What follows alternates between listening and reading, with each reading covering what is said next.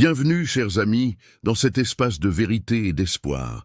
Combien de fois posons-nous la question « Comment allez-vous » sans vraiment attendre la réponse? Aujourd'hui, je vous la pose avec toute la sincérité de mon cœur. Comment allez-vous vraiment? Peut-être que votre première pensée est « Non, je ne vais pas bien ». Mais si tel est le cas, je veux vous aider à comprendre pourquoi. Aujourd'hui, alors que je méditais sur ma Bible, en lisant le livre de Colossiens, une richesse m'a frappé. Une vérité simple mais profonde. Dieu n'a jamais cessé d'être bon. Il n'a jamais cessé de vouloir vous bénir, de vouloir vous aider. Le véritable problème, c'est que nous perdons espoir. Nous ne persévérons pas dans cette espérance. Et nous échangeons la vérité divine contre des philosophies vides, des mensonges et des ruses subtiles. Quand nous acceptons ces mensonges comme notre vérité, nous en subissons les conséquences. Vos pensées déterminent vos sentiments. Si vous abandonnez la vérité de l'Évangile, que Dieu est bon et a un plan merveilleux pour vous, et que vous vous laissez emporter par le désespoir et les circonstances, le résultat sera inévitablement un sentiment de mal-être. Nous récoltons ce que nous semons dans notre esprit. Dans ma méditation, j'ai noté ces paroles percutantes de Colossiens 2:8. Prenez garde que personne ne fasse de vous sa proie par la philosophie et par une vaine tromperie, s'appuyant sur la tradition des hommes, sur les rudiments du monde et non sur Christ. Prenez garde. Les philosophies de ce monde, ces principes évidents, ces façons de fonctionner peuvent captiver votre esprit et vous tromper. Si votre pensée est piégée par ces idées mondaines, elles deviendront votre vérité et vous vous sentirez mal, car vos émotions suivront le chemin de vos pensées. Pourtant, la prière de Paul en Colossiens 1 est un trésor de sagesse pour retrouver la paix. Il rend grâce et nous révèle un secret fondamental pour aller bien. Nous rendons continuellement grâce à Dieu, le Père de notre Seigneur Jésus-Christ, lorsque nous prions pour vous. Ayant été informés de votre foi en Jésus-Christ et de l'amour que vous avez pour tous les saints, à cause de l'espérance qui vous est réservée dans les cieux. Posez-vous la question, vous souvenez-vous de cette espérance réservée pour vous au ciel? Soyons honnêtes. En lisant cela, j'ai réalisé à quel point nous oublions souvent l'éternité. Si nous oublions cette espérance céleste, nous ne valorisons que les choses terrestres pour déterminer notre bien-être. Je vais mal parce que je n'ai pas ceci, je ne suis pas marié, je n'ai pas de travail. Dieu n'a jamais cessé d'être bon. C'est nous qui détournons nos regards de lui. Gardons les yeux fixés sur cette espérance céleste, indépendamment des circonstances. Continuons en Colossiens 1:6. Vous avez reçu cette espérance dès le jour où vous en avez entendu parler et avez connu la grâce de Dieu dans sa vérité. Connaissez-vous réellement la grâce de Dieu? Une simple connaissance de sa grâce devrait nous émerveiller et nous emplir de joie. Et un verset encore plus puissant, Colossiens 1:22.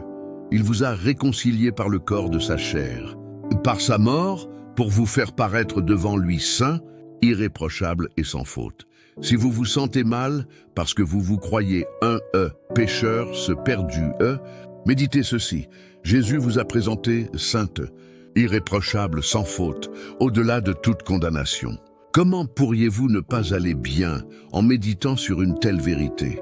Je suis saint, je suis irréprochable. Je suis au-delà de toute culpabilité et condamnation. Mais cette vérité est conditionnelle à votre persévérance.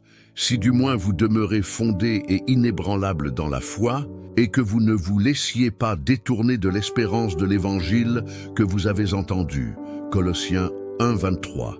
Nous nous sentons mal lorsque nous perdons espoir, et nous nous laissons emporter par les philosophies et ruses de ce monde, opposées à l'Évangile. Ce n'est pas parce que Dieu est mauvais ou qu'il refuse de vous bénir. C'est parce que nous croyons aux mensonges sur lui et sur nous-mêmes. Nous écoutons la voix du monde au lieu de la vérité de Dieu. Dieu a une espérance réservée pour vous au ciel. Il a sa grâce, ses bénédictions, sa foi. Il vous a transformé. Si vous perdez de vue ces vérités, vous n'êtes plus enraciné dans l'espérance. Passez-vous du temps avec Dieu? Lisez-vous sa parole? L'intimité avec le Saint-Esprit est primordiale. Ne répétez pas l'erreur des Colossiens en vous laissant emporter par de vaines doctrines et en vous détachant de l'espérance. Accrochez-vous à l'espérance. La bataille est pour l'espérance. L'Évangile que vous avez entendu est porteur d'une espérance que vous ne devez jamais échanger contre les circonstances. Même si vous traversez des moments difficiles, si vous pleurez ou souffrez, cela n'annule pas l'espérance et les promesses que Dieu a pour vous, sur terre et au ciel. Nous avons le choix, regarder notre alliance avec Dieu et ses promesses, ou regarder les difficultés en pensant « Oh mon Dieu, c'est dur ». Dieu ne m'aime pas. C'est un signe d'immaturité, mais c'est un choix. Sa parole dit qu'il est avec nous à travers l'eau et le feu. Alors, comment aller bien? Par le repentir. La grâce de Dieu nous a atteints. Il est mort pour nous alors que nous étions encore ses ennemis. Ce n'est pas en faisant tout parfaitement que vous vous sentirez bien, mais en reconnaissant vos faiblesses, en vous repentant et en demandant son aide, car sans lui, nous ne pouvons rien faire. Si vous ne vous sentez pas bien, priez. Commencez par un repentir sincère. Seigneur, pardonne-moi, Père. Au nom de Jésus, je me repens. Je viens devant toi et je me repens d'avoir échangé l'espérance que tu as pour moi, ma joie, tes promesses, tes bénédictions, le plaisir de te connaître et le privilège de t'avoir, contre des choses que je croyais vraies, contre les circonstances, contre les mensonges que j'ai crus du monde, du diable et des circonstances. Dieu, les circonstances n'ont pas le dernier mot dans ma vie. Le dernier mot dans ma vie, c'est toi. Alors je décide de déclarer ce que tu dis. J'ordonne maintenant au nom de Jésus, au sec, ressuscité. Rêve mort, ressuscité. Jésus a le pouvoir de ressusciter. J'ordonne maintenant au nom de Jésus que vous soyez ressuscités. Seigneur, pardonne-moi. J'ai besoin de ton aide. Viens me ressusciter, Seigneur. Priez ainsi au nom de Jésus. Ouvrez votre cœur, brisez-le devant Dieu. Pleurez, pleurez devant Dieu. Désespérez-vous. Plus vous vous désespérez pour Dieu, moins vous vous désespérerez pour les choses du monde. Maintenant, recevez cette prière puissante tirée de Colossiens 1, 9, 12. Je prie et demande, Seigneur, que chaque personne qui écoute ma voix soit remplie de la connaissance de ta volonté, avec toute sagesse et intelligence spirituelle. Que tu nous remplisses tous du savoir de ta volonté et de toute sagesse spirituelle et de toute intelligence, afin que nous puissions marcher d'une manière digne de l'Évangile. Et Père, au nom de Jésus, que nous te soyons agréables en toutes choses, portant du fruit en toute bonne œuvre et croissant dans la connaissance de toi. De plus, Père, fortifie-nous de toute ta puissance, selon la grandeur de ta glorieuse force. Pour toute persévérance et patience, et rends-nous capables, avec joie, de rendre grâce au Père qui nous a rendus dignes d'avoir part à l'héritage des saints dans la lumière. Au nom de Jésus, Amen.